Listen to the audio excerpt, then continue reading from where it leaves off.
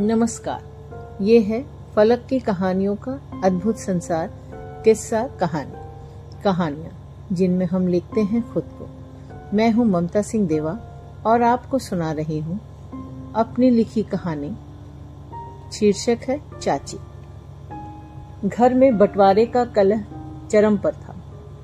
बड़े होने के नाते ज्यादा चाह रहे थे। छोटे चाचा बराबर की मांग कर रहे थे। कहते हैं ना, जितनी भूख बढ़ाओ पेट उतना बढ़ता जाता है। ये बात यहाँ एकदम सार्थक हो रही थी। कलयुग ठहरा। दादी ने भी दोनों बेटों में से समर्थ का ही साथ दिया। हालात जितने भी खराब हों, चाची ने कभी हम बच्चों में भेदभाव नहीं किया।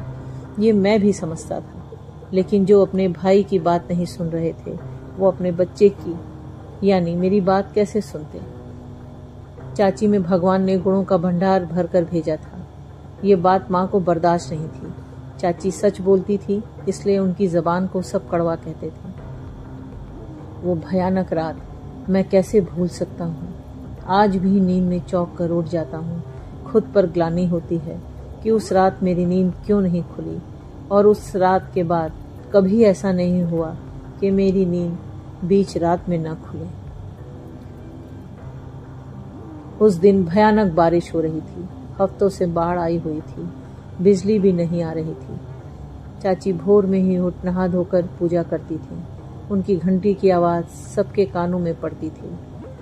उस दिन हल्की रोशनी हो रही थी।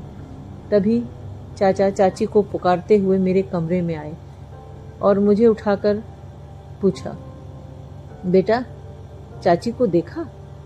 चाची दिखाई नहीं दे रही, और ना ही तुलसी जी के पास दिया जल रहा है, ना उसके कपड़े फैले हैं। मेरे ना कहने पर परेशान से चाचा कमरे के बाहर चले गए। मैं भी उनके पीछे पीछे बाहर आ गया। तब तक सब जग चुके थे। बाहर जाकर देखा, गेट खुला था। उसी में ताला चाबी लटके हुए थे। साफ था, चाची ही बाहर गई थी। सब तरफ पानी ही पानी। उसी पानी में जहां तक संभव हुआ हमने चाची को ढूंढा, लेकिन उनको मिलना ही होता तो वो जाती ही क्यों।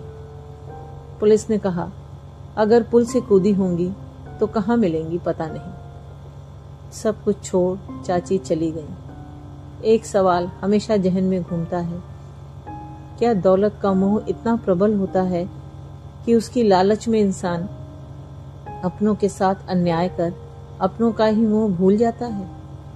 इतने साल बीत गए, आज भी लगता है जैसे चाची पूजा कर रही हैं और घंटी की आवाज मेरे कानों में सुनाई दे रही है। ये कहानी इतनी ही।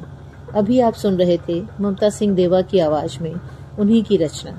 ये है फलक का चैनल किस्सा कहानी। फिर मिलते हैं एक नई कहानी के साथ।